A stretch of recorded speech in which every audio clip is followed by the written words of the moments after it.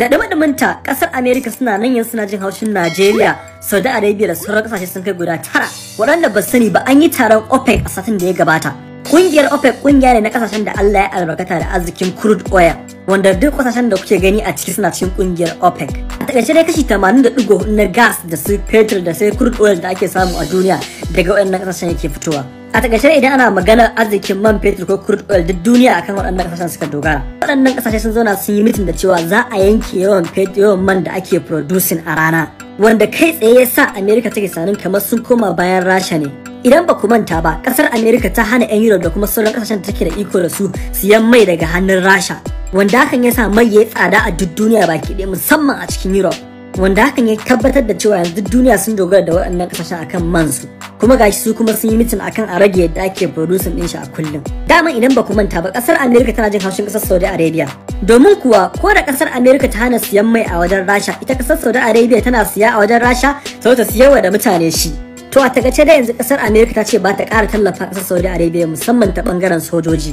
Su da yan kungiyar OPEC sun ce sun yi taron sai saboda suna ganin kamar darajar mai ya ragu a idan duniya, idan suka daina fito da shi da yawa daraja za ta ƙaru.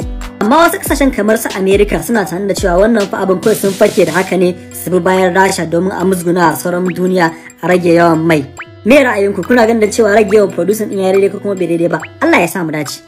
Abin mamaki kuma baya karewa a kasar Najeriya. Bacin shekara 9 ana satar crude oil, sai satin da ya gabata aka nasarar gano wannan pipe din da ake amfani da shi daga wannan babbar refinery din da ke garin Port Harcourt. Wannan pipe din da ake gano yana da tsawon kilomita 4 wanda aka tashi har zuwa bakin teku, kuma abin mamakin a ƙarshen pipe din har da wajen lodi, wanda kai tsaye mutane da yawa suke cewa wannan fa bayanin ya saba wa hankali. Ba zai yi a ce wai shekara 9 ana sata babba ta kai ba ma wannan ba. Waɗannan sace-sacen kawai ake Najeriya tana asarar kimanin barrels 600 a kullum.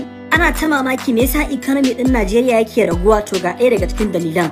Shi kanshi Mele Kyari, wato ɗaya daga cikin shugabancin NNPC, ya ce tun da ɗayan nan kar ya gano za ta yi akwai wasu da yawa a ƙasa.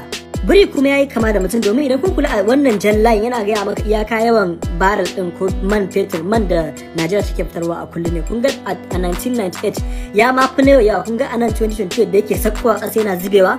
Duba da asarar da ake ce, kalli asarar kwalli yadda ya sako ƙasa sosai. Kuna ganin Allah ya Allah kai mana maganin azzaluman mutane a ƙasar mu Najeriya. Kai.